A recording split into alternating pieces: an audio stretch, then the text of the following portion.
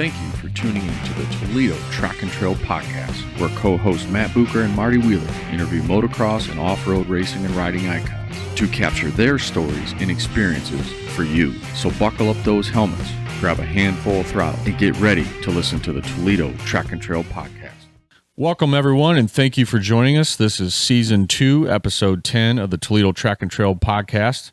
I'm your host, Matt Bucher, joined by my co-host, Marty Wheeler, and our favorite audiovisual man, Mr. AJ Underwood. If you're watching us on YouTube, please do not forget to hit the subscribe button and give us a thumbs up. Tonight's episode is brought to you by our guest from Episode 8, Mr. Mitch Gerwin, owner and operator of Ryder Power Sports. Ryder Power Sports is located in Waterville, Ohio, and they offer a multitude of services for your motocross and off-road machine. They also include suspension services by Turbo Speed Tuning, which I think Marty and your boys have used over the years. Sure have. Been happy with it, right? Oh, yeah, absolutely. Yeah. They're also offering an apparel company now, Fathom Ride Company, in store as well. So give them a call at 419-601-0421. Check them out on Facebook as well. They're also having a spring open house, so check that out as well. Today's guest is an off-road racer riding for the factory Beta off-road racing team here in the United States. From Terre Haute, Indiana, welcome Rachel Gutish to the podcast. How you doing, Rachel? Pretty good. How are you all tonight? Did I say that right? Terre Haute? Terre Haute. Terre Haute. I didn't say it at all. I know Terre Haute really well. When we're coming back from Arizona, we usually get to there, and that's where we end up getting a hotel. Oh, do you really? Yep. Stay there and then drive the rest of the way in. So we know that really well. Got a great hotel right there off the freeway. How far away is something? I'm like 10 minutes off the interstate. Oh, are you really? I'm not home. I'll give you a spare room. Leave the key on the grill for you. There you go. Thank you. Well, it's funny because, we get out to Arizona and ride a lot of stuff, usually in the winter times and stuff. So when we're coming back, it seems like how it plays out, you get to Terre Haute and you say, well, I'm only a few hours from home. But man, sometimes, 6 o'clock comes around and you think about, man, it's another 3-4 hours worth of, probably about 4 hours, probably 4.5 hours. It's like, time to stop, get something to eat, hit the hotel, get up in the morning, come the rest of the way in. So, well, how far away is that from Toledo? Is that? I say it's got to be 4.5, I would think. It's like 4 or 5. Because you used to come up and help load the 6 days crate. And since Mandy stopped racing, I've been up to visit her and Dave a few times. So I want to say it's like 5-ish, depending on how fast you drive. Yeah. Gotcha. I didn't think it was that. Because you're 3 to Indy. Right. And then you're from Indy to you is what, a couple hours? About an hour and a half. Yeah. So you're 5 hours. So I guess the question for you, Rachel, is if Marty stayed, on the way back from Arizona, would you leave the light on for him? Yeah. That's the question, right? Like the Motel 6. Absolutely. Our porch is such a mess. I'd hate to see him trip and break a collarbone, not even on the dirt bike. So definitely got to leave the light on. All right. That's a stupid dad joke. AJ's giving me the business with the grin and the shaking his head. I can't believe it. But anyway. He'll be doing the editing. He'll edit it out. Yeah, we'll cut that out. No, we're going to leave it in. That's right. Dad jokes apply.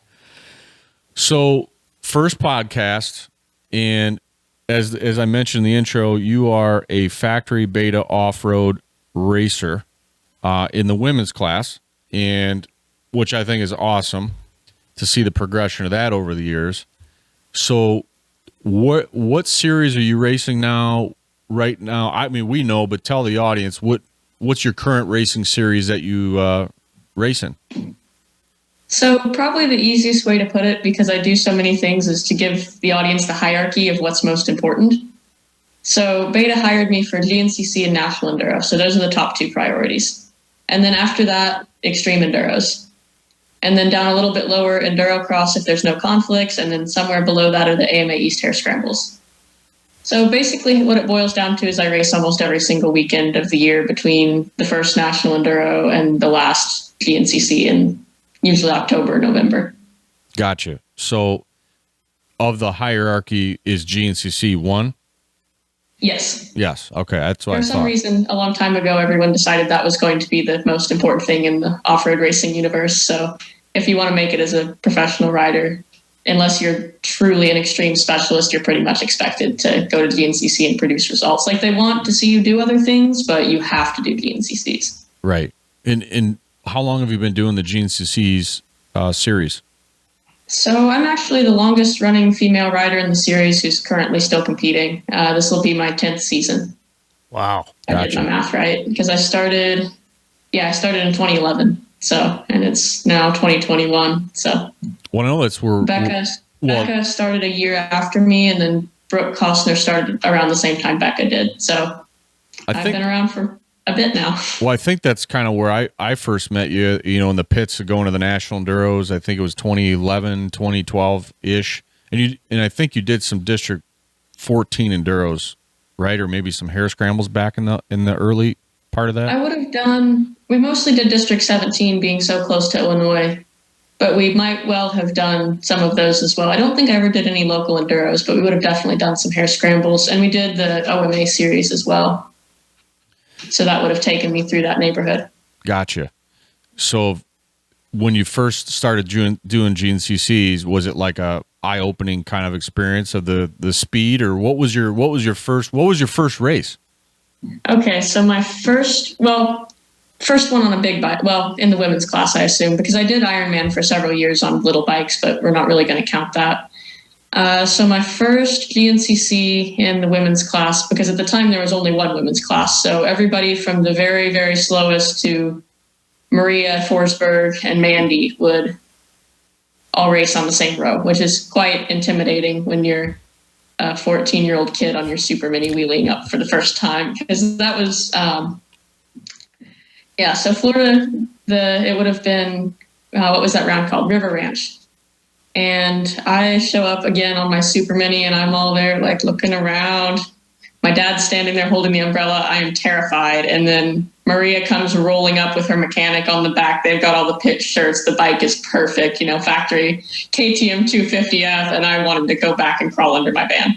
I did not want to be there anymore. It was really tough. But then one of the things I've always respected about Maria is, she looked over and said, "Hi, my name's Maria. Nice to meet you."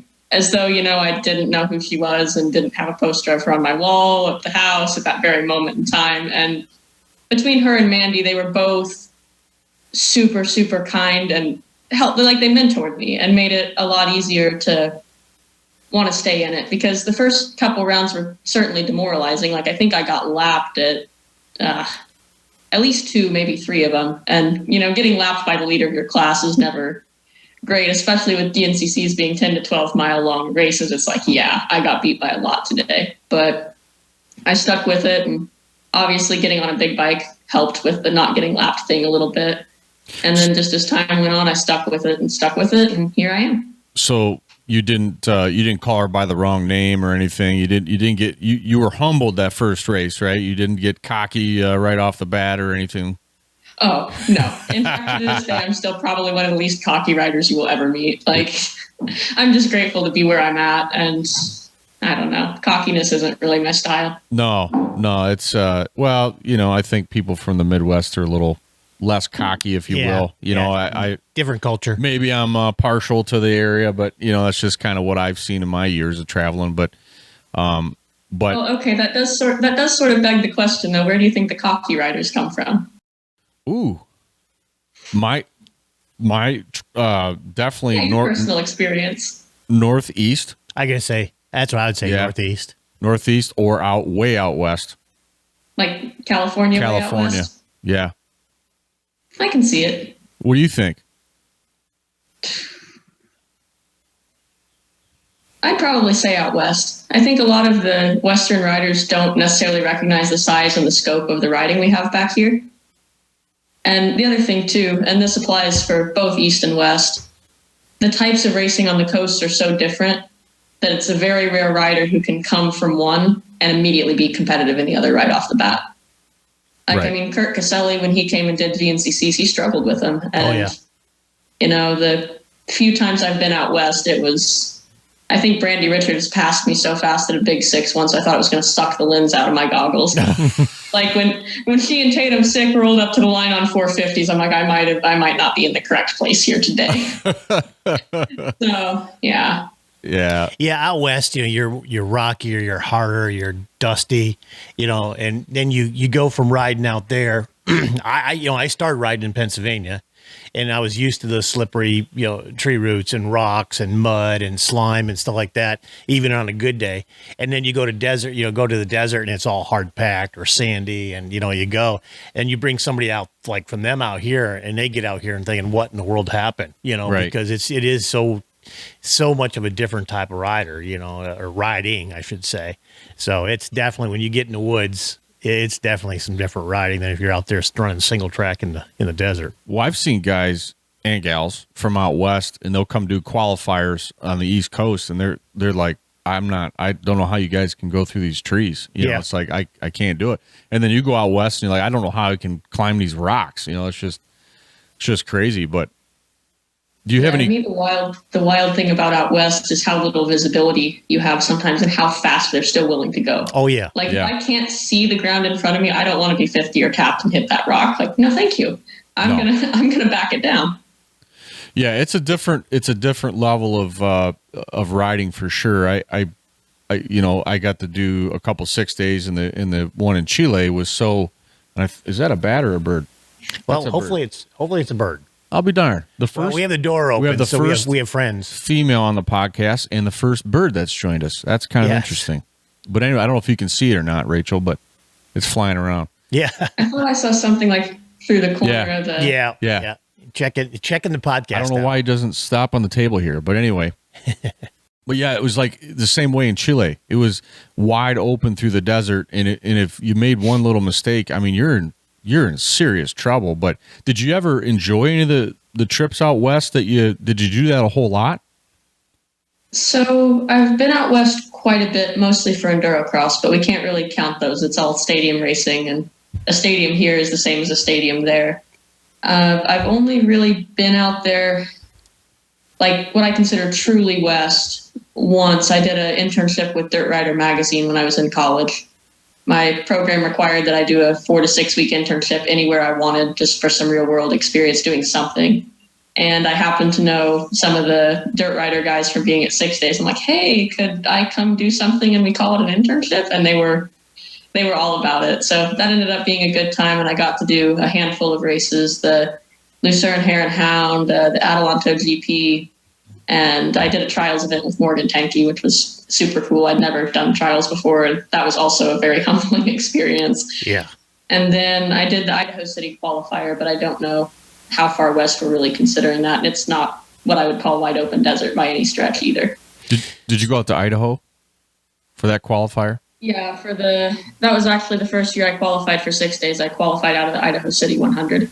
Gotcha. I did not love racing there at all, but I loved riding there. Like, you didn't like racing there? No, it was gnarly. I don't know what you experienced, Rachel, but it was just.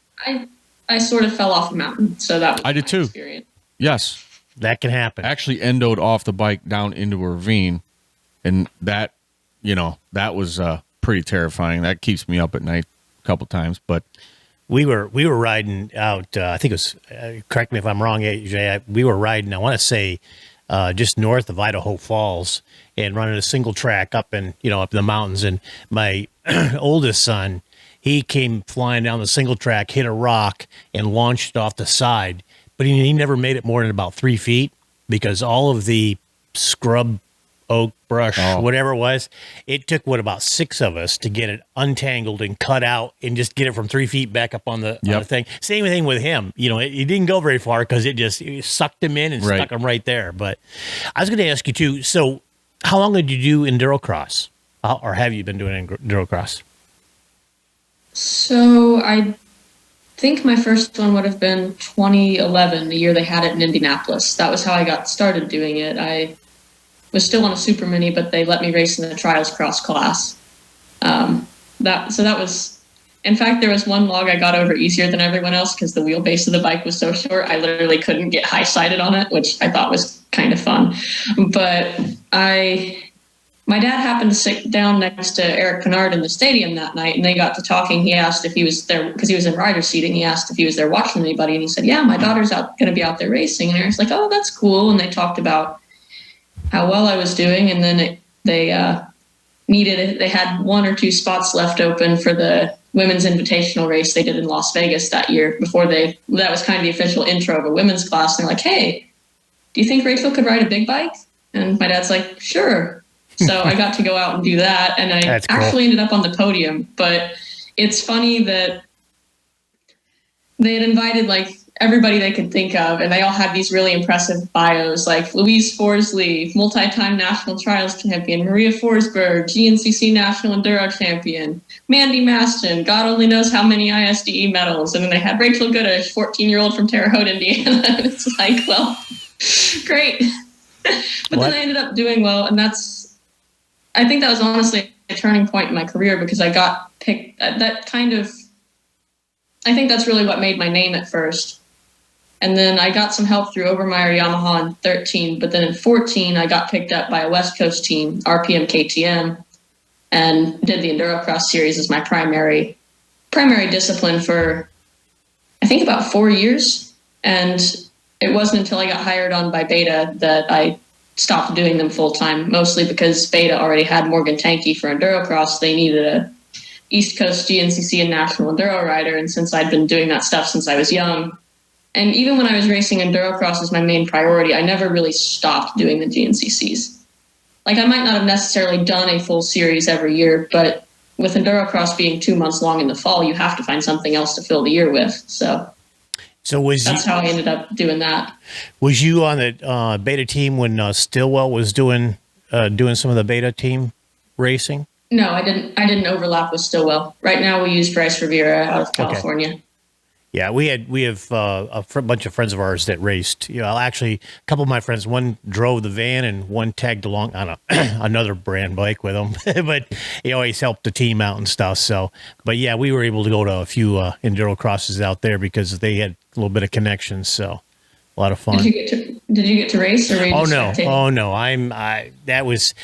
We've put on a couple Enduro races, Enduro Cross here. It just hasn't caught on here. Had a lot of fun. We put on 2 years, I think. 2 years in a row. 2 years in a row. Absolutely, we took our motocross track and, put a little water section in, rock section, wood section, and, some telephone poles and stuff like that. It was great, but try to get these motocross guys to go over something other than jumping 30 feet in the air is impossible. So, but, I just, actually, I got all the supplies from Cody.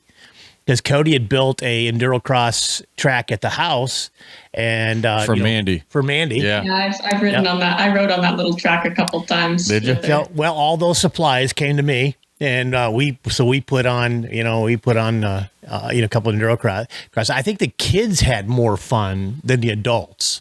Cody came and raced it. Yep. And so we did have a lot of fun. It was great to watch, those guys do that kind of stuff, But yeah, unfortunately, I hoped it would go because it's such a talent and such a, skill level for people to do. And it's good spectating. Yeah, I was it's gonna really say, good spectating. It's the greatest spectator. It just, thing you can do. It brought some good crowds, but just the riders. We just couldn't get people fired up for the riders. So, but that's cool. I think with a lot of people, there's some ego involved. Like, it's embarrassing to fall down in front of a large crowd of people. You just kind of have to step outside of yourself and accept that everybody's going to fall down, and that's part of the game. It didn't bother Cody. No, Cody went down in the wood section, back up, and then chased it. Well, I fell down the night before. Remember, you invited us, a couple of us. I endoed right over the logs. You're not going fast unless you're crashing, right? Well, Cody said he'd level the playing field a little bit. He'd go down, and then I'd give the rest of the guys to get ahead of him. Then he'd just chase them down, which he did. Yeah, he did do that. Yeah. I think the second moto, but that's definitely I think it's more of a niche thing out in the West Coast. I don't know why it's not taken off in the East Coast, but it just hasn't. What do you think?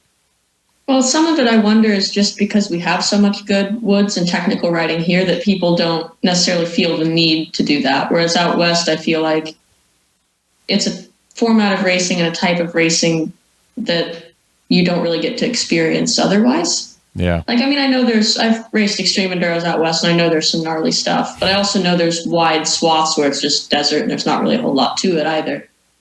And with everything being so spread out there and them only having a few major series, I think there was it's almost like there was room in the market share for them. Whereas here we've got, like I said, so many good series on the East Coast. You can race every single weekend at the national level if you want even. not even including locals, like our local scene here in Indiana, I could race a local every single weekend if I wanted to. I just don't think there was room in the market for it to really take off out here.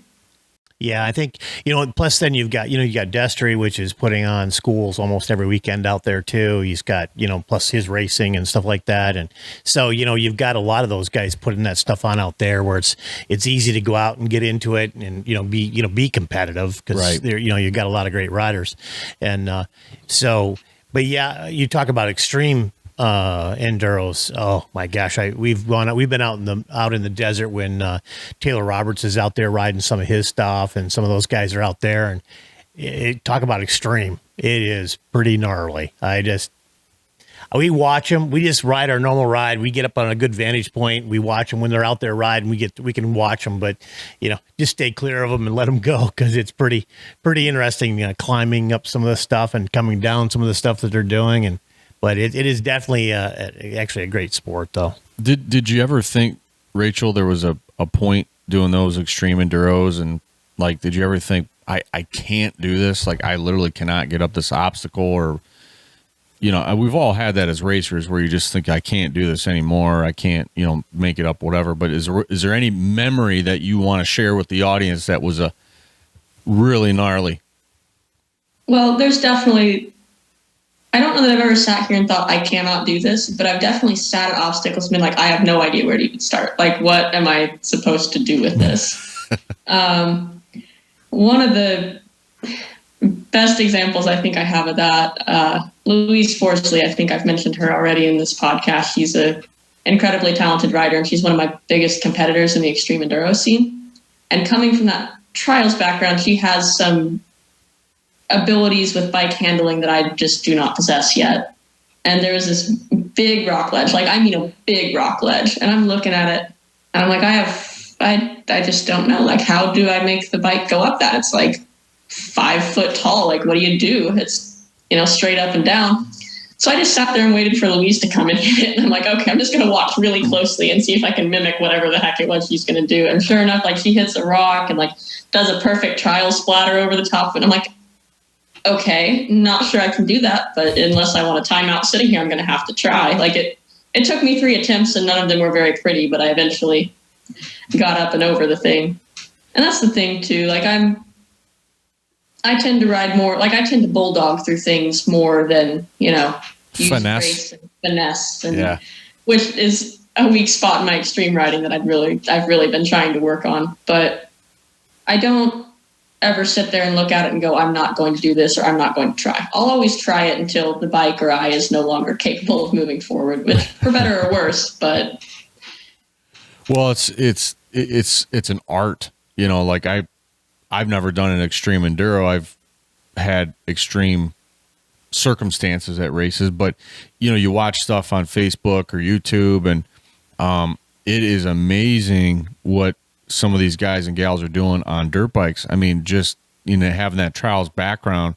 Now, and I'm going off the memory bank here, but you did a lot of trials as a kid, didn't you? Didn't you start off that? None whatsoever. Okay. Well, I did not. I bought a trials bike maybe 4 years ago, and I've messed around with it off and on, but I've never, I keep meaning to find a trials class and actually take it so someone can tell me what it is I'm supposed to be doing on it. But no, I come strictly from a hare scramble background, but as far as the technical riding, the main reason that's something I'm even good at all, growing up, we didn't have any women's or girls classes in our locals or even in the OMAs when I first started doing them.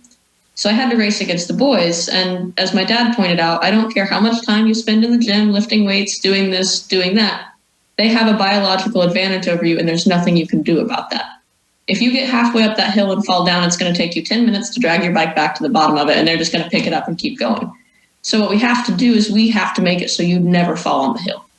So from the time I was very young, he would take me on these just ridiculous trail rides, and just, he would never help me pick up the bike unless it was, on top of me and I couldn't get up. And I think forcing me to do that, as he likes to say, we had an Enduro Cross track in our yard before Enduro Cross was ever a thing. Nice. Just because he wanted me to learn those skills early. because he basically wanted it to be where I would never get onto a course and find something gnarlier there than what I ride at home. Yeah, it makes sense. It's kind of like a lot of sports. You practice so hard in a week, right? And then when you get to the game or you get to the race, it's, quote unquote, easy, easier, I should say. But was your dad a racer? Yeah, he was a good local A rider. He wasn't, he did some of the nationals, but he was definitely never near the pro level. He did qualify for 6 days on a club team. He went to Czechoslovakia. I think it would have been 2001. Okay. And that was kind of I think that he won his class at the MacArthur qualifier one year, and that was kind of his high water mark as far as the racing went. Gotcha. Well, I swear it must have been Rachel and her dad. We were doing the Barstow to Vegas dual sport ride a few years ago.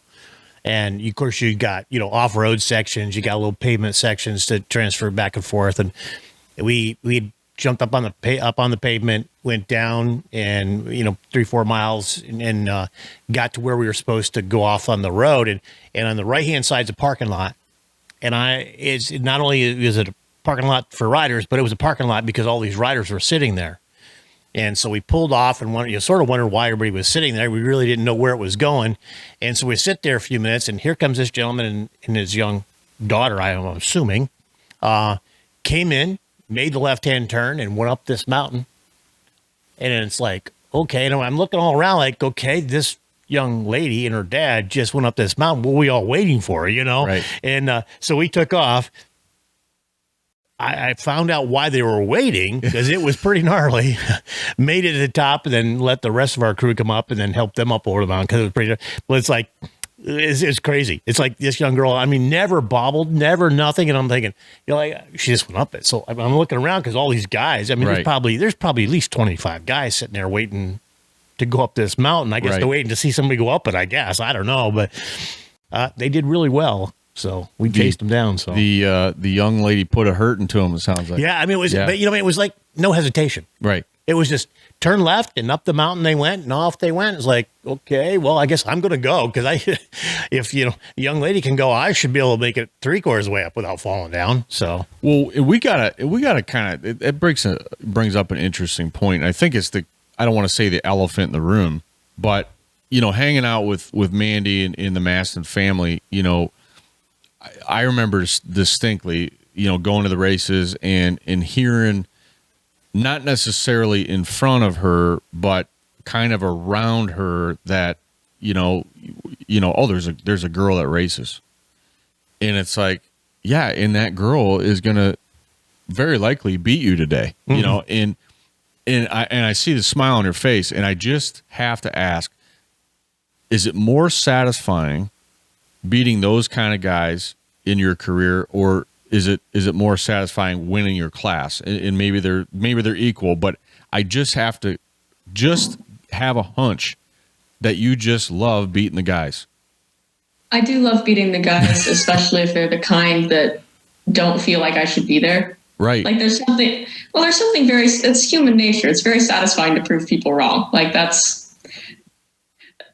Tell me that's not one of your favorite things to do. If someone underestimates you, to show them that they were wrong and you are exactly as good as you think you are, or, proving you belong somewhere. At this point in my career, given that we don't really get to race head to head against guys that are very good much often. There's the Sportsman A guys in the GNCCs, and I can always check my overall results at the Enduro. But I would say now at this point, I take more satisfaction in seeing how far the women's class has come. Right. For me, beating Becca or beating Rachel Archer at a GNCC is a much bigger deal than, beating whoever happened to win the Sportsman A class that day. And there was a time back when, I remember when Maria first won the morning overall, how big of a deal that was. It would have been 2013 or 2014, and no woman had ever done it before, and it was historic, and it was awesome. Yeah. But fast forward to today, if the WXC class isn't the top 5, everybody's like, what the heck happened to you guys today? Where were you? It's expected that we do that now because that's just how far the class has come. That's funny. And that's such a testament to the competition. And I think have you done that a couple times, Rachel, overall, or you've come close, haven't you? The morning class? I've never overalled the morning race just because I've only won a single GNCC. So normally it was the other women doing the overalling. The race I won, I did get beat by a Sportsman A guy, and it kind of stung a little bit. I was really hoping to get it, but so yeah, I only have one GNCC win. And then as far as other series, National Enduros, my best ever test finish was an 18th overall. I'm still quite proud of that one. That's very good. That's excellent. Yeah. So let's go back down the lady side of racing. How many ladies are out there being really competitive? Well, I'm going to need a little more elaboration on that. Let's just say, like, do you mean are a threat to win a GNCC any given weekend, or how many are out there having good races within their class? Well, yeah, I'd say just if in your class, let's just say, where you're competing at, how many competitors do you have to race against? GNCCs. And GNCC. So in the GNCC, we normally have between 10 to 20 women's pros show up on an average weekend. And usually, like, a lot of them are, they're locals who come out for a race and they're one and done, or, they run the close ones. But as far as people who chase the series, and I would not be surprised to see win on any given day, I'd say there's about 7 of us. Wow. Like, where I could see that she won and be like, oh, okay, that makes sense. And then beyond that, there's like another 2 or 3 that are close to being competitive, but they're just very, very young. Like, not even 18 yet. And they'll be good. They just need a few more years to get there. And then you have beyond that, like the slower riders in the class who definitely are women's pros. Like, they couldn't go run women's B because they just destroy everyone. And that's, sandbagging is never a good look for anybody. Right. But they're also not quite at the level of the top riders yet. But I mean, I think you see that even in the men's pro class. There's some stratification even within the XC1 and XC2 ranks. Well, yeah, because there's not, I don't go to GNCCs. I just look at stuff on the internet, but there's probably maybe 4 or 5 that could overall in the men's, the XC1 Pro and the GNCCs. I mean, there's not 10 of them that could win, right? It's probably exactly, 4 or 5. There's plenty that you wouldn't be surprised to see in the top 5 or 10 either. Right. So, well, I think that's a good testament to how the women's class is very competitive. I mean, that's awesome, because I mean, just 10, 15, 20 years ago was maybe 2 women, I'm actually working on a little project. So on the GNCC website, they have all the results archives going all the way back to like the 100-miler series. And if you also go on the website under the archives page, you can see where they've, tabulated Caleb Russell, X number of overall wins. I think we decided that Rodney Smith was somewhere, Ed Lojack. Like, you can see going back through the years who has the most overall wins, where they won at. And I'm wanting to do something similar. I'd already talked to Tim Cotter about it. He said that if I went through the database and pulled it all together, they'd post the same for the women. Oh, wow. Awesome. And if you go back to the very, very first, I think it was 1975, you can see they had a powder puff class that had 2 women racing in it. Wow. So I want to kind of go through and do a dive on that history. Like, I'm sort of busy, so it's probably going to be an off-season project for me. But just when I have some spare time, I want to go through and make a chart kind of like the one the guys have. And it'll be interesting to see. I'm not sure who actually would have the most overall wins. I'm thinking probably Mandy, just because she was around for, like, Maria won a higher density of races, if that makes sense. Like, Maria was, I think you'd say she has closer to a perfect record, whereas, you take the wins on this side and the total appearances here. But she was only around for about 3 years, whereas Mandy did like 7 or 8 years, if I remember correctly, maybe longer. And then Taylor's obviously won quite a bit, and she's still racing and raced. So I'm really interested to see how it all shakes out when I actually do the math and count up the wins. Yeah, that's what a neat thing. That would be great for your class and women in general. And I think that's awesome. I think it's really a great thing. What about National Enduros? Is there some statistics you could share with us there, or is it super competitive like the GNCCs? So the National Enduros are different because there's several of the WXC riders that only have to do GNCCs as per their contract. So take Becca, for example. She's the defending GNCC champion, and she does not race anything but GNCCs. Like last year, I think she did maybe a sprint enduro and 2 national enduros, and that was it.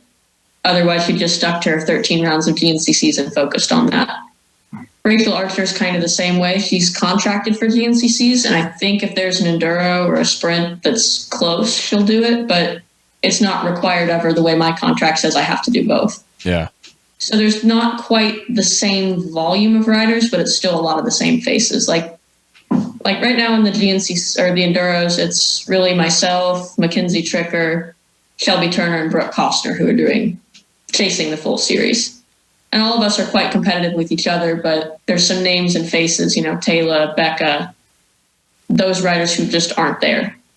Right. And this is probably, I hope your bosses aren't watching this podcast. Actually, I kind of hope they are, but not this question. And this is probably a little, you may not answer it, but what's your favorite?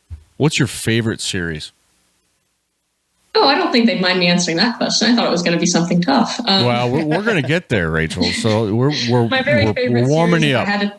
If I had to pick one, it would be Enduro Cross. If I could go back to doing that and doing the full series, I would be very, very happy. Really? Unfortunately, that's not the direction my career took me, and I'm glad to be racing full time and making a living at it, because that's something I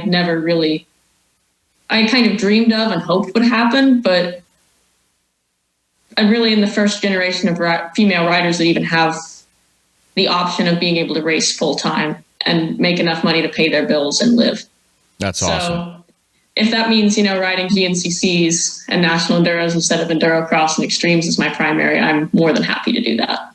Better than a day at the office, right? Yeah. In fact, so when I've already got my undergrad done, and when I'm done racing, I'm planning on going to law school. So when I have a really, really bad day at the office, I'll sit down and take a practice LSAT exam to remind me that I am not ready to give this up just yet. Nice. It's like today might have been bad, but everything else I could possibly be doing right now sounds worse. So, well, isn't it funny, like off-road racing too, when you do have an office job or you're working somewhere else besides racing dirt bikes for a living, when you have those bad days, you can remember that nasty GNCC you rode and where you made just a few laps or something like that and say, you know what, this isn't a big deal. That was monumental. Well, look what I did.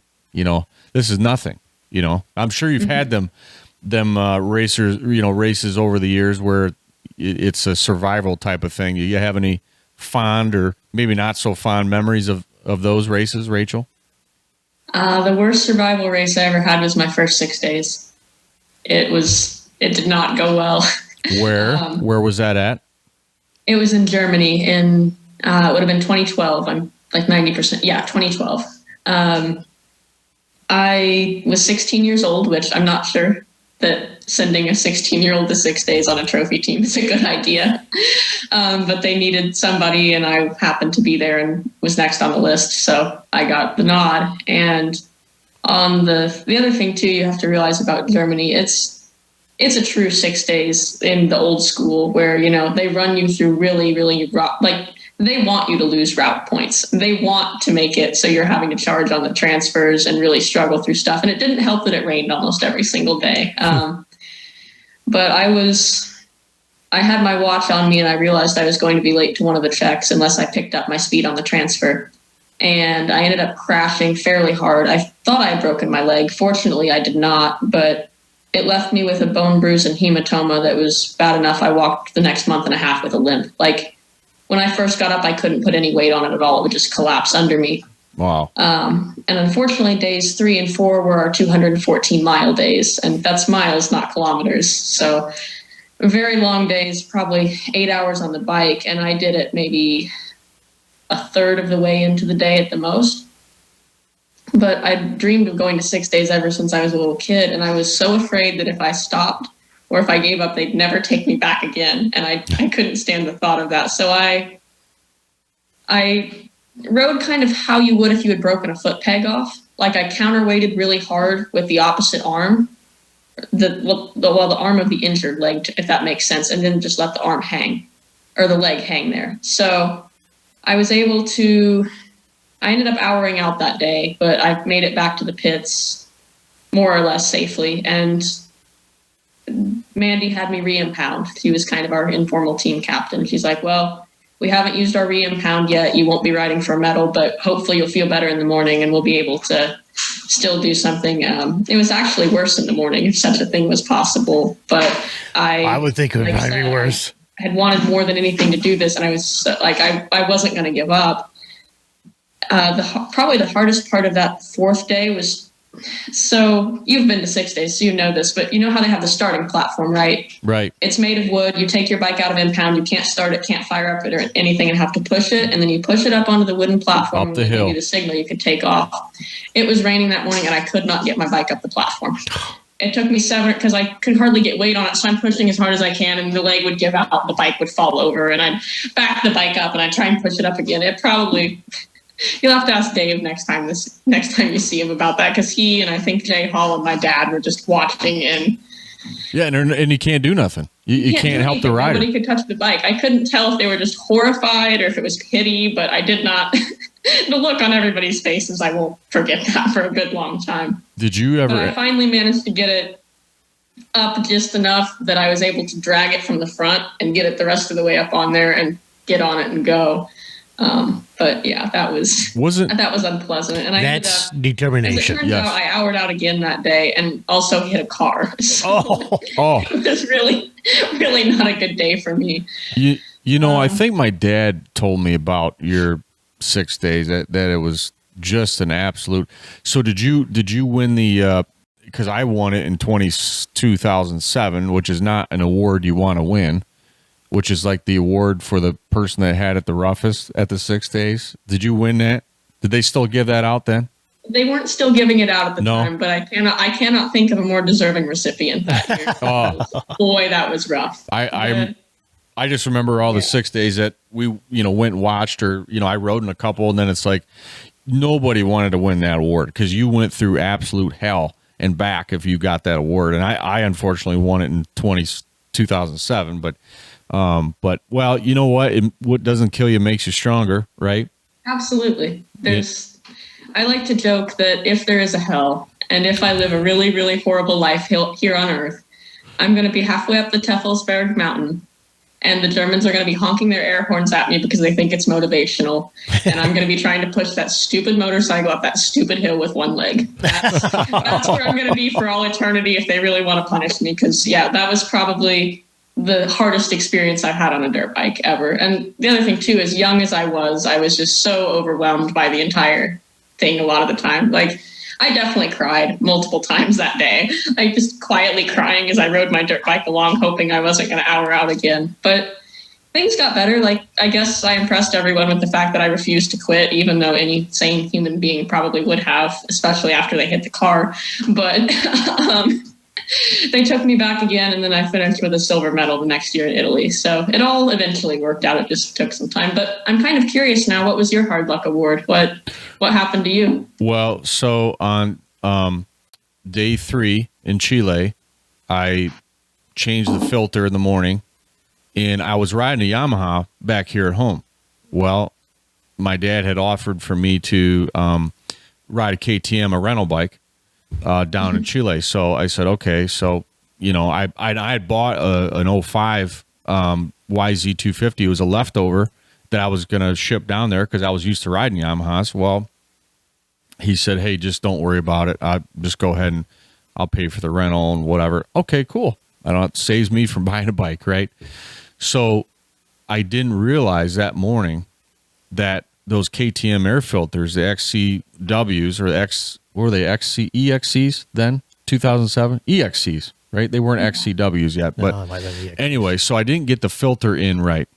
And it, you had to kind of click it in and didn't realize it. Well, the first test of the day was just on the beach, and I sucked a bunch of dirt in the filter, and so bike started fouling plugs, and I had to push. And anyway, so we go out into the desert, and then we're heading to the mountains, and bike stops. It won't run.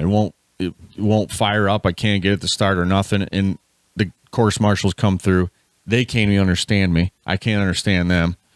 And way off in the distance, I could see Park Ferme. Well, 3 hours later, pushing the bike through the desert, I made it back to Park Ferme.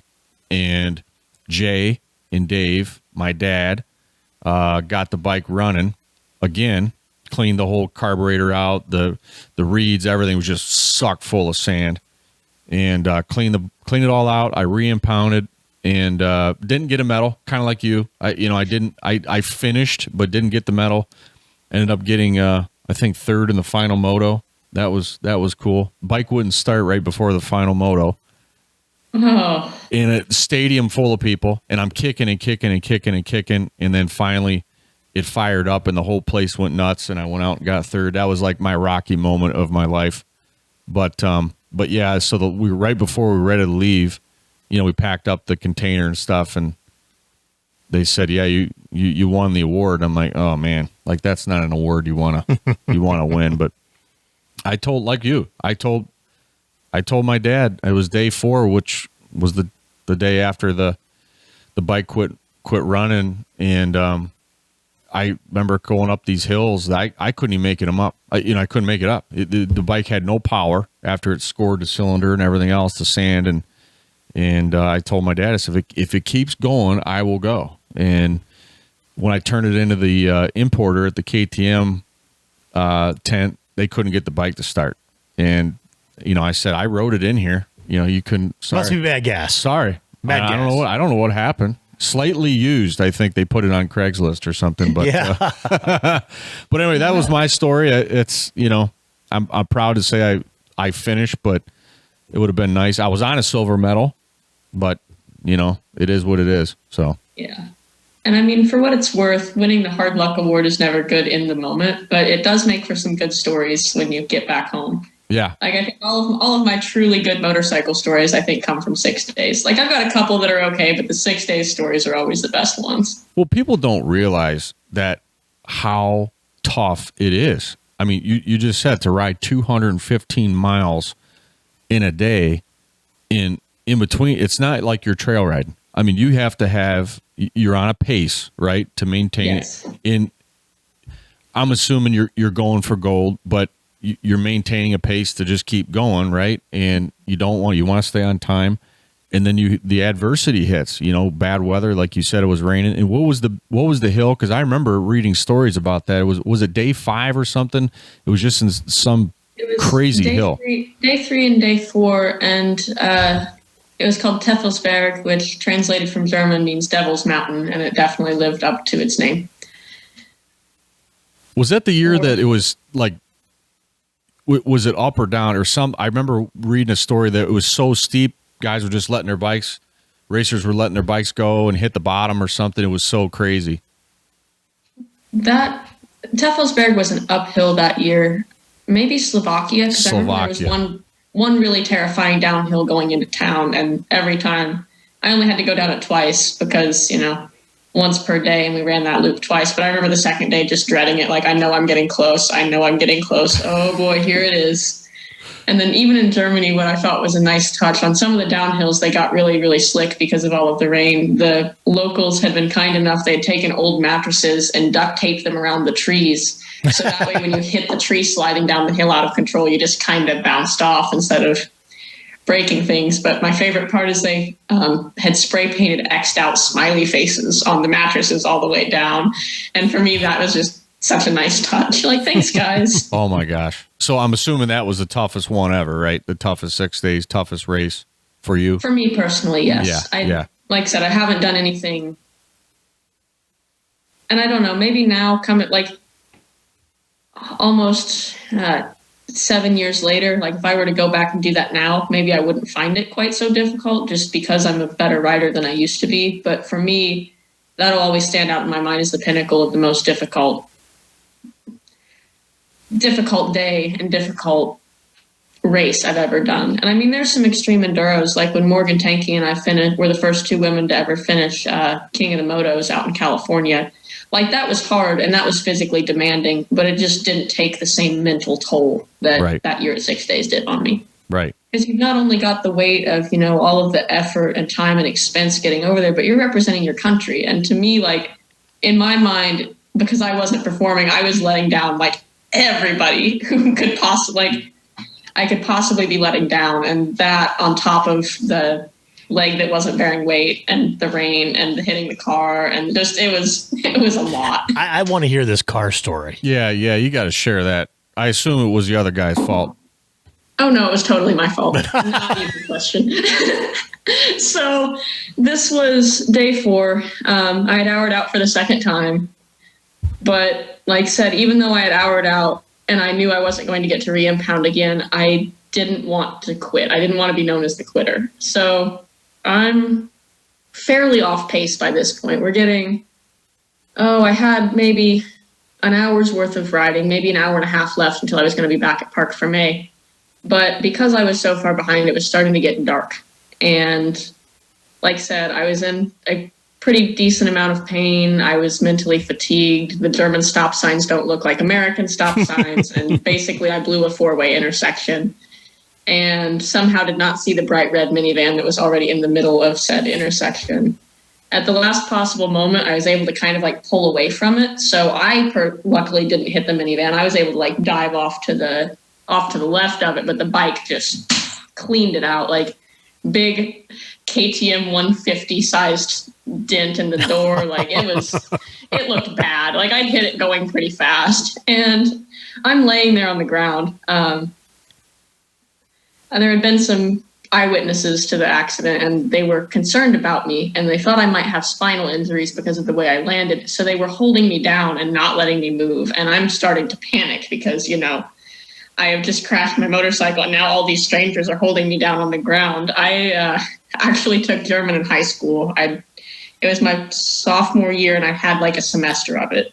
So I'm trying to remember the German words to like let me up. I think it ended up steht auf. I finally was able to communicate to him like, hey, let me up. Like I'm waving my arms and yelling, which probably didn't help convince them that I didn't have some sort of horrible injury. But they finally let me off the ground, and I limped over to my bike, and front wheel was now a semicircle. One of the bars is bent way up, other side's bent way down. It didn't have the shifter was still on, but it didn't have a rear brake pedal. Like I just destroyed the thing. Like I've done some bad stuff to bikes, but that's probably the worst I've ever done. So I'm looking at it, like trying to figure out if I can even get back on it and ride it. And I just start to climb on it when one of the like eyewitnesses comes over, and they're like, no, you can't leave. And I'm like, I have to go. Like there's a race. And they're like, no, the cops are coming. You have to stay. I'm like, oh.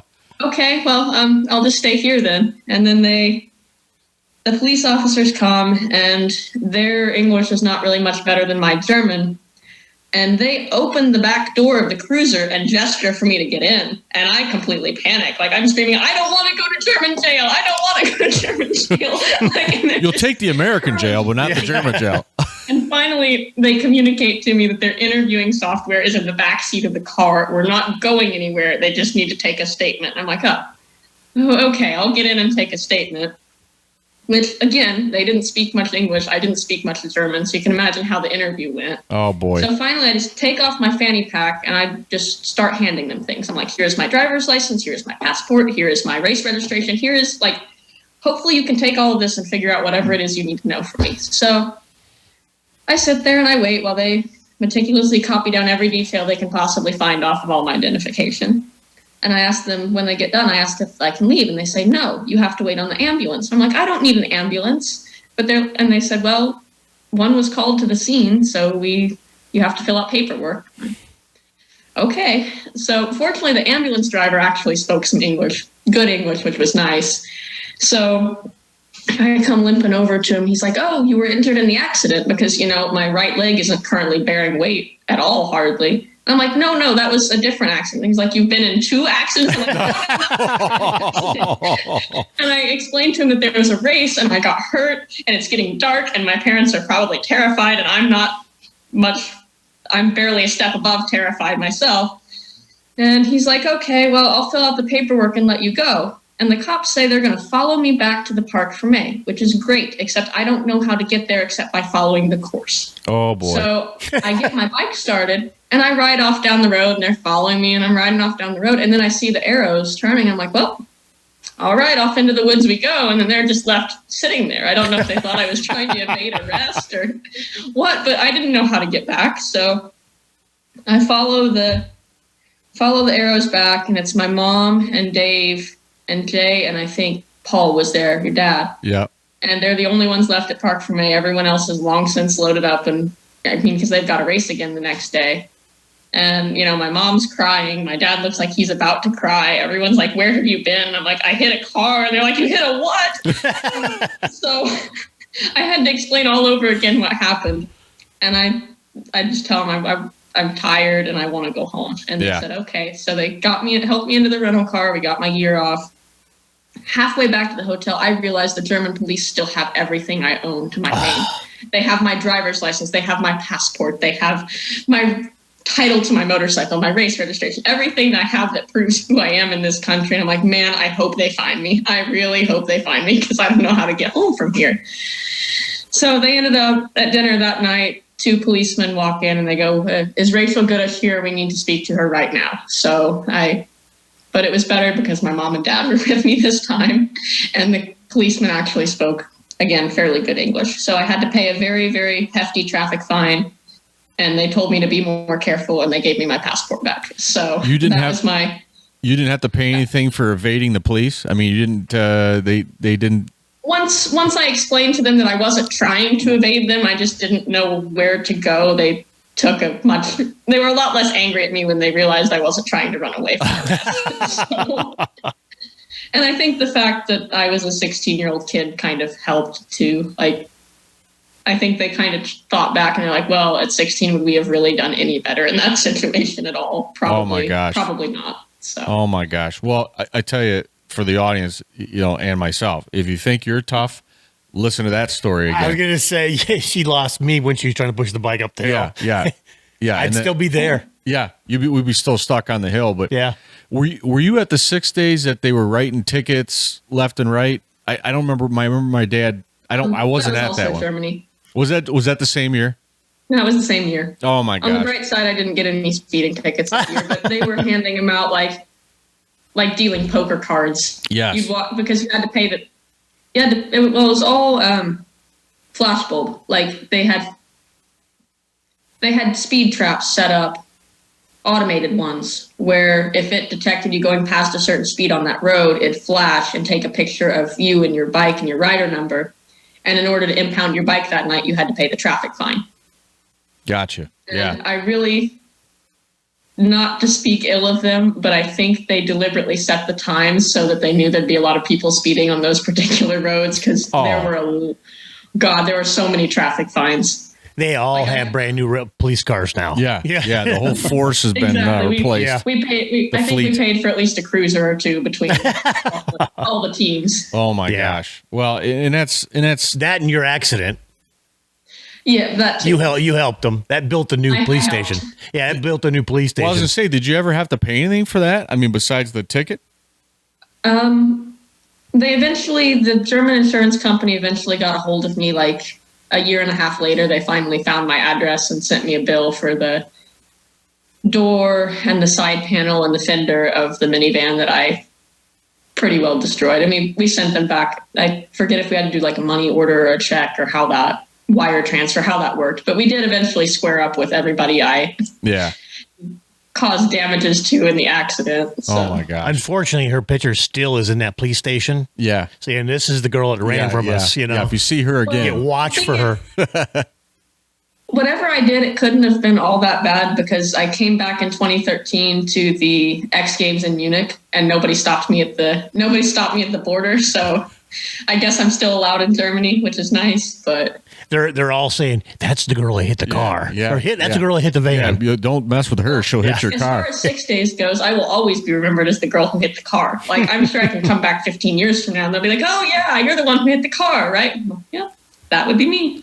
Well, I remember when I was in Poland. Not to go sad on everybody here, but you know, we actually there was a couple of chase riders that actually died. They were flying down the road, hit a car. Somebody pulled out, and you know. So thank God you didn't get hurt. You know, too bad or anything. Any more than she already was. Yes, yeah. You already were, you know, going on half a leg, but it's amazing. And like I said, that people don't realize how tough that race is. I mean, just, you know, like I said, it's not a trail ride at all. How many 6 days have you done? 5. What's your, okay, that was your misery. The miserable one. What's the favorite one? Probably the next one in Italy, just because it felt so good to come back and actually finish and redeem myself after the year prior. Argentina was a bit of a rough one. We ended up sucking dust through the filter in the silt fields. That year, I think half the total field went out in the silt fields. I don't know if it was the type of filter or if it was one specific air filter oil that was stopping it and none of the rest, but that was especially a heartbreaker too, because that's the one Jeff didn't finish. I was just going to mention that. Yeah. And he lost his perfect record at the very last one. I think I felt worse for him than I did for, my own failure at that race. And then the next year, Slovakia was another good one. I got a silver medal again. And then my final one in Spain was good and bad. Bad for me personally because I ended up blowing out my knee and blowing up a bike all in the same day. So that was kind of a bummer. But I did get to watch the men's trophy team win the World Cup for the first time. And being there and seeing the history of that was very cool, even though I was still sort of unhappy about how my own week had gone. I remember, I can't imagine text messaging was very inexpensive to text over to Europe and back, but I just remember my dad texting me, we won. There's not a dry eye in the audience, So yeah, we've had like I said, we've had Jeff Fredette on and stuff, and I know he was there, but just for the audience that doesn't understand the totality of us winning that event. You were there, you were witness of it. Walk us through that a little bit. Well, what you've got to realize is this is one of the longest running motorcycle races in the world. I think 1904, if I'm correct. I think you're right. And aside from it getting postponed last year due to the coronavirus, before then, the only years they haven't had it were for both the world wars. So it's been ran going so far back. And for us to have never even been close to a win before, like we've spent 100 years or more trying to win this. Right. So for it to finally happen. And the other thing too, we've been at a disadvantage sort of in the past because this is a format of racing we don't really have over here. Right. Like the Sprint Enduro series kind of helped with that. It doesn't really get riders prepared for the 214-mile days, but it's at least the same format with the special tests where for the most part the week is won or lost by the elite and the top teams. As a general rule, your top tier world trophy teams are not losing route points. They're not getting penalized for, entering tests early, or they're not making the rookie mistakes. And they're fast enough that they can, again, in the transfers, they're moving, riding with intent, but they don't have to be all out, full on, doing a GNCC kind of charging. But in those special tests, you have to fly if you want to win. So just not having that kind of event, and for many years, not having our top pros necessarily going over on the trophy team just because they had other obligations here, or it wasn't really something that I felt like a lot of riders grew up aspiring to do unless they already had been touched by the event in some way or had a friend or a family member who had done it. It just didn't have the same kind of cachet it had over here as it did in Europe. So for us to come and beat the Europeans at their own game after 100 years of trying, that was very meaningful. Yeah. For sure. Yeah. Hey, let's take a break for 1 second. Take a break? Yeah. Let's take a break. Can we take a break? Okay. We're going to take a little commercial break. This episode is brought to you by Ryder Power Sports, located in Waterville, Ohio. Ryder Power Sports provides a host of services for your motocross and off-road machine. Ryder Power Sports is the home to the ever-famous turbo speed tuning, and now Fathom Ride Company. Give Ryder Power Sports a call at 419-601-0421 and keep an eye out for their spring grand opening. Rachel, we were kind of talking about the 6 days before the break and being there in 2016 for the win, and just was that just an awesome moment in the history of the racing here in the United States, ISDE racing? What was your perspective from it? Well, like I said, I was coming off of a bad week myself. Like I said, blown out my knee and blown up my bike, which are two things you don't want to have happen in the same week, much less on the same day. And I mean, you guys know what it's like to have a bad race, that, feeling of gloom and despair that kind of settles over. I mean, but watching the men's team win was enough to make it like that didn't even happen for me. Yeah. And for me personally, I take bad races super hard. So the fact that I wasn't even thinking about my own misfortunes kind of, at least to me, illustrates, how big of a deal that was. Like you said earlier, not a dry eye in the crowd. That just, it's hard to find words to convey that kind of emotion. Yeah. I like I said, I sensed it through the text, just what a monumental thing. And, I remember my dad getting back and he's like, well, I'm going out on top. Not going to go back and help again. And then, of course, that was not true 3 years later, I think. But, you got to, once you're hooked, aren't you? Very true. And that's been one of the biggest regrets of my career in the last several years, that I haven't been fast enough to qualify for the women's trophy team. Yeah. Well, you'll get there. You have any aspirations of trying it again this year, or? Well, I say qualify fairly loosely. The women's trophy team is handpicked now, like the men's team are. Okay. So I could go to qualifiers, but it wouldn't really matter. Like, I could probably qualify on a men's team. I'd be right on the bubble, but I think I could make it. It's just, it would be hard watching the women's trophy team race while I was on a club team. Not that I mean any disrespect to the club riders at all, but right. After having been a part of the big show, it would be hard to go back. Yeah, that makes total sense. But I mean, I've basically been they don't really have a formal alternate, but I've been just the last person to not get to go for the last 3 or 4 years now. So I'm hoping eventually either I'll be able to do well enough to get my spot back from the people who are currently better than me in riding, or someone will not want to go and give me the chance, which I guess I should clarify. I'm very disappointed for myself personally that I've not been fast enough to go. I don't resent getting left off the team per se, because I want us to have the most competitive team possible. And if I'm not part of that, I'm not part of that. But I miss the experience and I miss the racing a lot. Right. What do you do for fun? I mean, kind of not talking about motorcycles, and I kind of just wrote down here as a little prep. I mean, do you have any other hobbies or interests that you like to do when you're not racing? Well, racing professionally doesn't necessarily leave you a whole lot of time for other hobbies and interests. I do like to read. I'm working on Stephen King's Dark Tower series right now and really enjoying it quite a bit. I found that I have a hard time shutting my brain off. And when I'm reading, I get completely lost in the book itself. So I don't have, a million thoughts of I need to do this, or I should be doing that, or did I remember to do this coursing through my head. So reading kind of calms my mind, and I enjoy it for that aspect. I like board games too. I know these are probably not the responses you were expecting from a professional rider, but this is who you are. Especially like the really nerdy, complicated ones. I play those with my sister and her boyfriend quite a bit. And then I enjoy the off the bike training too. I have a road bicycle and a mountain bike. And I mean, those are technically work, but they're also sort of fun. So I guess we can count them. How often are you riding throughout the week? Dirt bike or bicycle? Your dirt bike, yeah. So I race pretty much every weekend. I'll take Monday off because usually I'm too sore, tired, or worn out from driving home until 2 a.m. to really be very productive on the motorcycle. And you've got to have some off days to just let your body rebuild and recover. So Monday's my off day, and then I'll ride Tuesday, Wednesday, and Thursday. If I'm going to a national enduro and it's close, I'll sometimes try and ride Friday as well.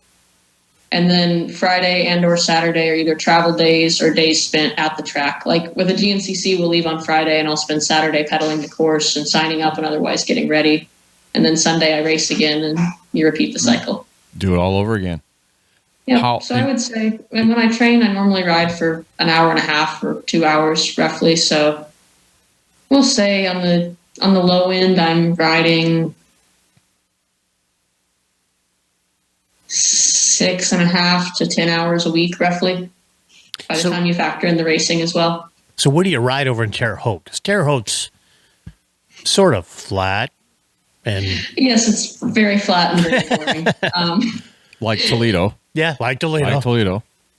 Yep. So my parents have some property. We've got 40 acres, and we've got some small valleys, but there's nothing really super technical or challenging, which, given that I'm racing GNCCs, honestly, I just need a bobcat wide path through the woods to hammer out as hard as I can. And the rougher I can get it, the better. I actually invite quad riders over to the house as often as I can because I want there to be quad ruts in my trail. I know for a lot of single track woods guys, that's like blasphemy. Like, no, the quads are ruining everything. It's like, well, I race on quad track, so come on in, guys. And then I do have the GNCC loops about 5 minutes if I have the grass track cut in, and then I've got a 8 to 9 minute single track National Enduro style loop that I run at the house, and we've got a Enduro Cross track as well. Nice. So I don't ride the Enduro Cross track quite so much anymore, but I like to just, for something different and to keep my skills sharp in case I ever end up back there. Do you ever do any moto? Just strictly off-road? Yeah, once or twice a month usually. I'm not the world's best jumper. I don't particularly enjoy the sensation of the bike being 20 and 30 feet up in the air. That terrifies me, to be perfectly honest. But I know it's good for me, and especially on days there's a trainer, Steven Squire, who lives in our area, and he operates a motocross track, and that's primarily where I do my moto. But on the really wet and rainy days, instead of the moto track, he'll carve in a turn track. And those are my favorite days to go to the moto track because then I'm still getting the practice in those deep, perfect ruts and working on my form, making sure the elbows are up. Because that's one thing that's hard about riding in the woods. Because most of our corners are not perfect ruts. You've got tree roots, you've got rocks, you've got really slick patches of ground. It's hard to specifically work on your form because you're thinking about, trying not to fall down because there's a big rut in your corner or a big tree root in your corner. Right. So I like the turn track days over there. I feel like I get good practice out of that. And then, about twice a month of that. And then the rest either riding at my house or I've got friends who live within an hour or two of me. If I needed to go do something different, I'll drive down and ride with them for a day or so. Well, we're not an hour or two away, but if you get really bored, you come on a Wednesday after the tracks, but we run on Tuesday night. We got some really nice, deep ruts, loamy soil, little sand.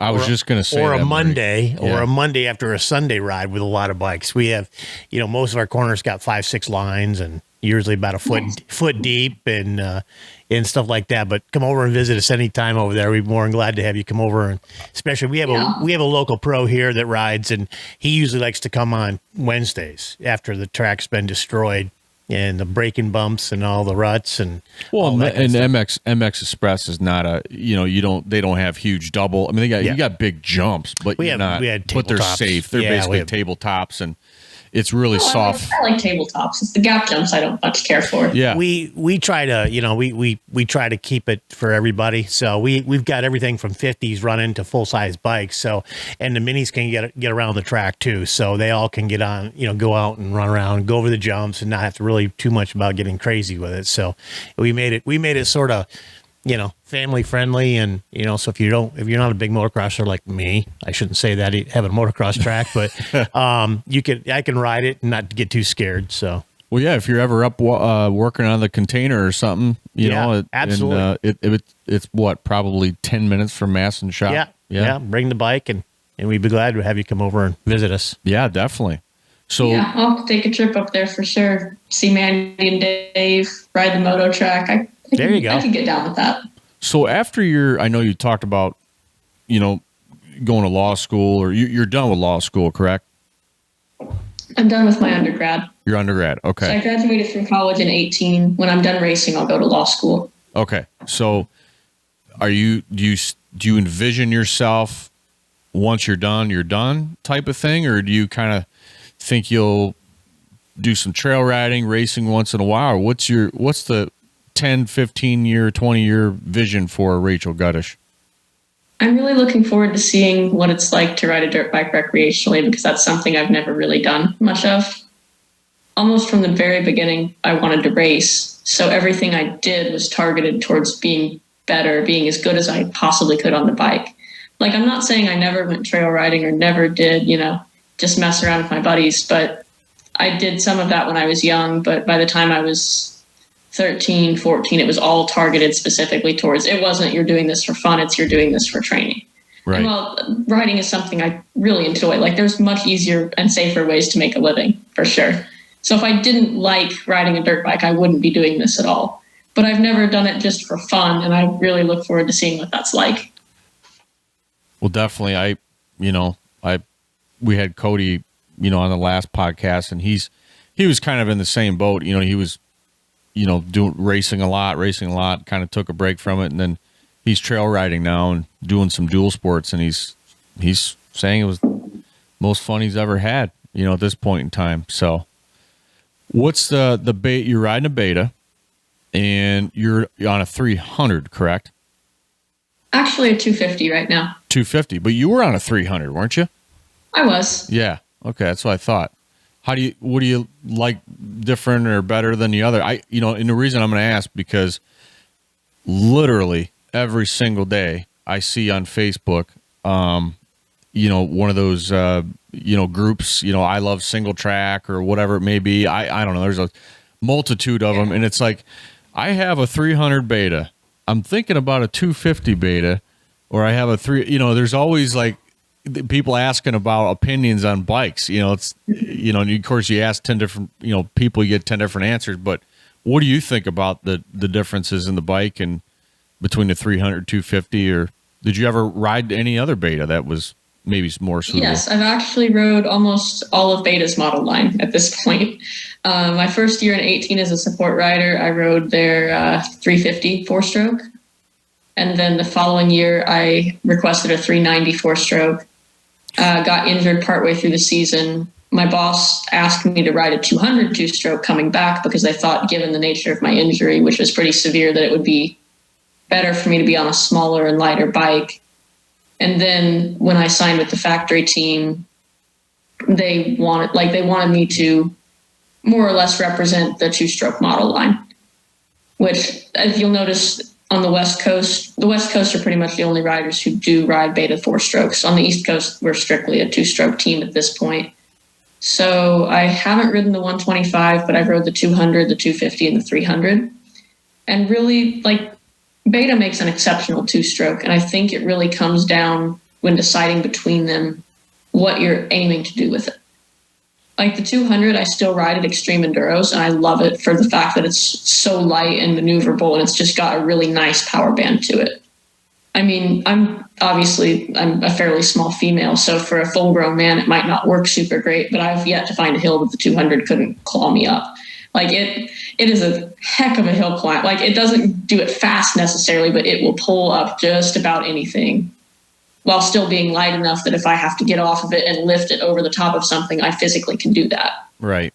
On the other hand, if you brought a 200 to a hare and hound, you probably wouldn't care much for it out there. Whereas the 250 and the 300, I feel like are more aimed towards that faster type of riding. With the 300s, maybe it's a bigger bore, but it's maybe a little bit mellower. It doesn't hit quite as hard as the 250, which is why this year I decided to try for the 250 to see if I could get a little more aggression out of the corners. So again, it's all really in what you're aiming to do with it. Are you really liking the KYB forks? I assume you have them on your bike. Yes, I was very excited when we went to KYB. They're sick. Yeah, I've heard some good things. I ran them, and I'm sure you ran them when you were on your Yamahas, right? I mean, basically the same fork. Yeah. Well, I feel like KYB makes good enough stuff that you can ride it almost I have to change the spring rate, but other than that, I feel comfortable running a KYB set out of the box. They don't need a whole lot of work to make them feel right. Do you do a lot of tinkering yourself, or is that something your dad kind of helps you with? Or are you getting more knowledgeable with suspension? Because that's always been a struggle for me. But I'm the same way. The more I've ridden, it's gotten to the point where I can tell when the bike is doing a thing I don't like. It's figuring out how to adequately communicate that to someone who can actually fix the problem. Right. So I've gotten better at noticing and talking about it, but I don't necessarily feel comfortable getting in there and just turning clickers and hoping I do something. But that's the one advantage of being on a factory team. I can give our suspension guy out in California a call and tell him what it's doing, and he can at least give me a place to start. Like, okay, we'll turn this 3 clicks and then call me back and tell me what happens. Kind of situation. Awesome. That's awesome. Do you get any, being a factory racer, do you get any kind of special parts or anything that maybe the average person can't get, or any kind of, obviously having the phone a friend with the suspension guy or gal, that's really handy, but is there any kind of insider scoop we can get on your bike in particular? I'd love to say there's something, but honestly there isn't. The bike is stock except for the suspension, and obviously sponsor parts, like we have a Chereby's front brake guards, and we've got like stuff like that, but there's nothing on my bike that isn't commercially available. More the advantage of being on the factory team is the volume of parts. If I break something, I can just call and they send me another one, versus, especially doing extreme enduros, breaking things can get really expensive really fast, and not having to worry about that. Like, I'm not saying it's a blank check sort of situation. I'm sure if I busted 7 pipes in a row trying to do something I shouldn't have been doing, I'll be getting an angry phone call and probably no more pipes. But you get what it's more that aspect, the level of support we get, more so than having anything specialized. Right. I know that some of the guys run a larger carb, but again, I think that's something that's commercially available. And one of Beta's points of pride, I think, is that they don't do a lot, if any, engine work to the bikes. Like, we run them stock. And that's, from our team manager and the owner's perspective, they want to prove that a Beta is competitive out of the box. Like, it's not like some other brands I could mention where you have to purchase them and then sink a large amount of money into them to even make them rideable. Like, a Beta is truly ready to race out of the box. Yeah, and I can attest to that. I mean, I've got a KTM now, but I just got off a Beta 300. It was a 2015, but I tell you, once the bike broke in, it was really, really good. And I put a JD jet kit in it, and it really ran really good. I mean, especially with a little bit of race fuel, that thing had some good bark, but it was I don't want to say it was mellow, but it was a manageable bark, if that makes sense.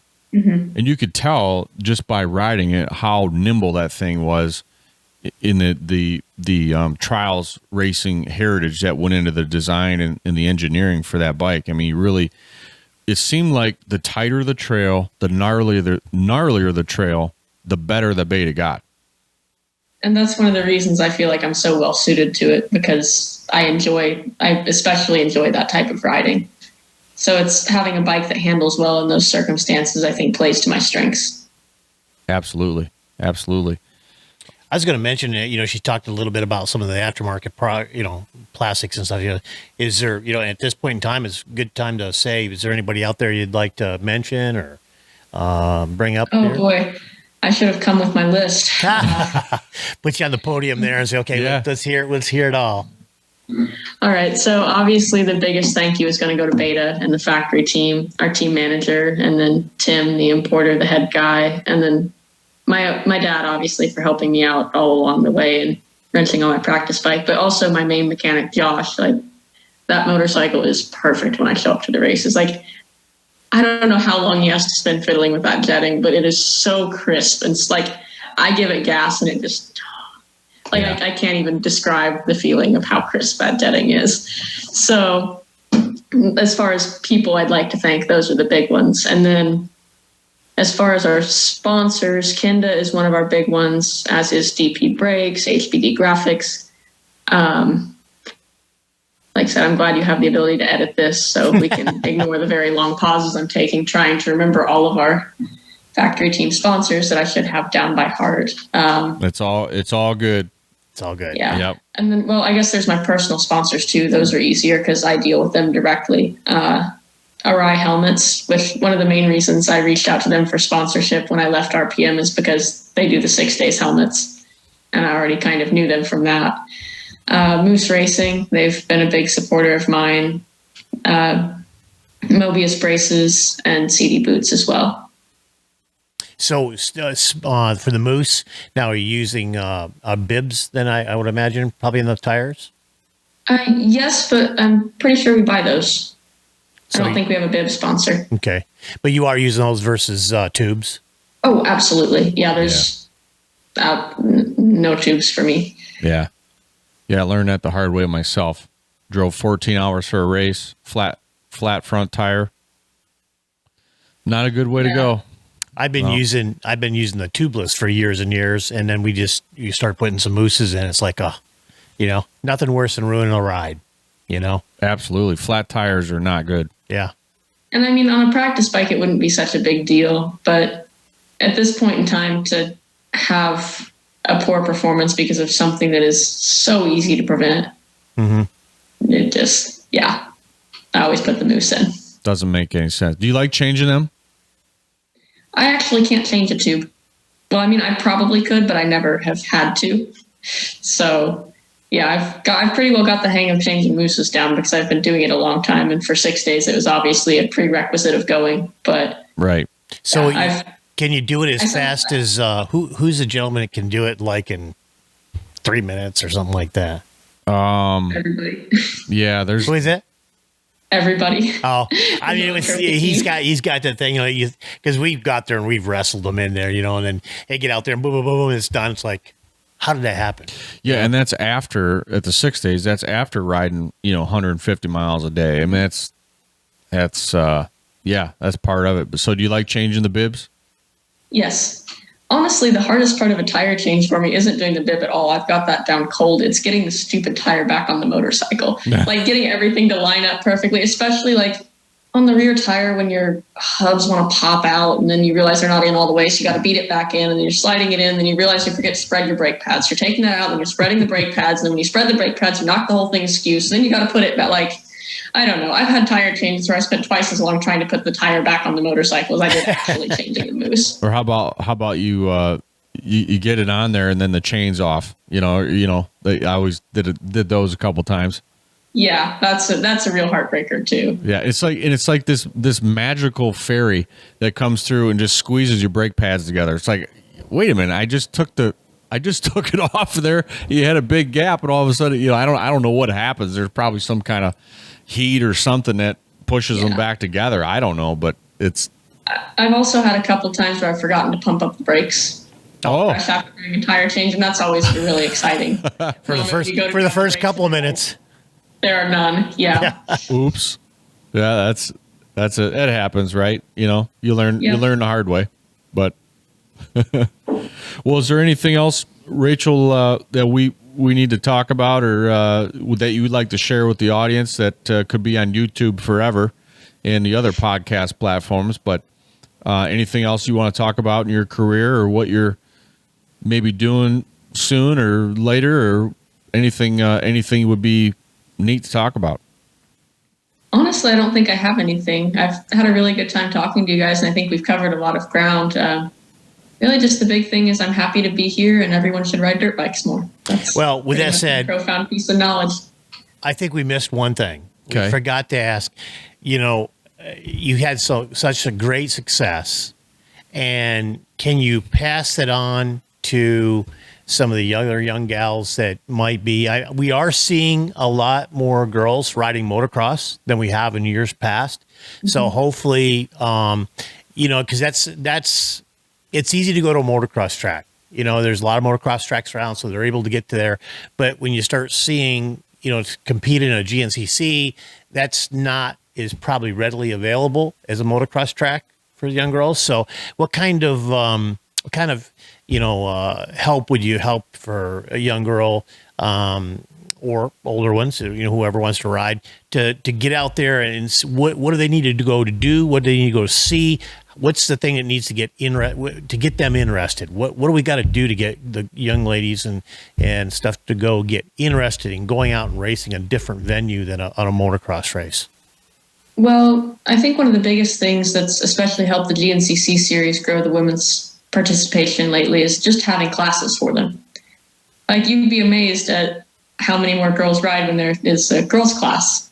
I mean, there's always going to be a few that ride against the boys no matter what because they want to race, but there's also quite a few who are intimidated by that. But if you have a girls' class, it's a build it and they'll come sort of scenario.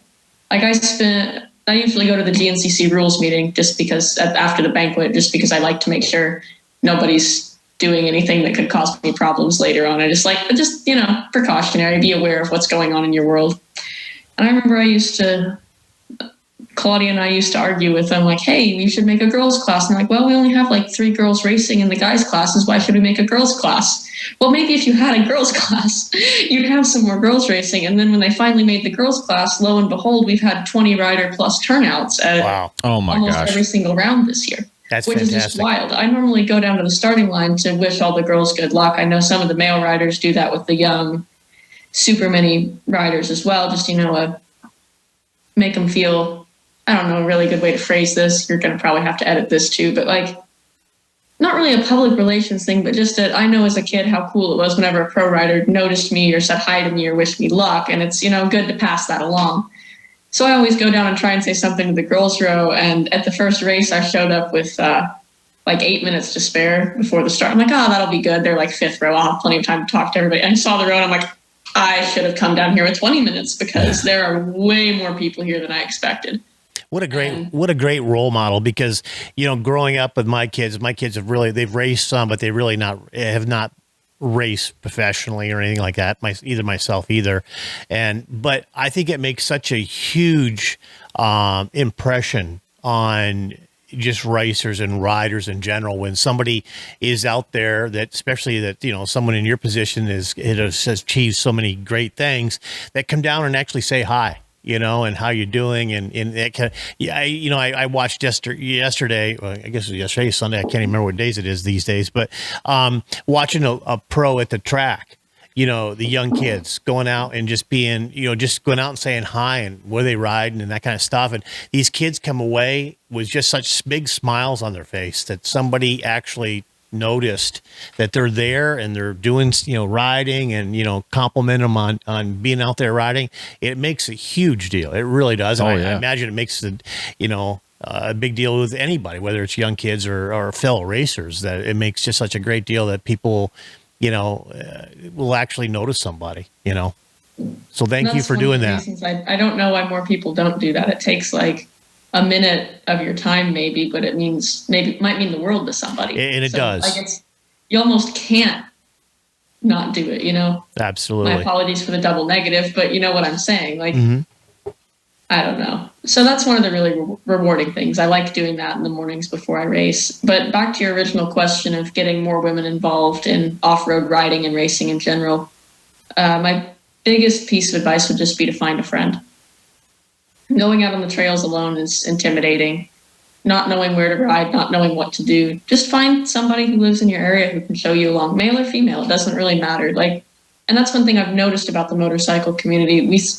It seems like, as a general rule, people are always willing to extend a hand and help somebody out, help a fellow rider. So don't be afraid to ask for advice or ask for help or ask if you can join in on the group ride next Wednesday.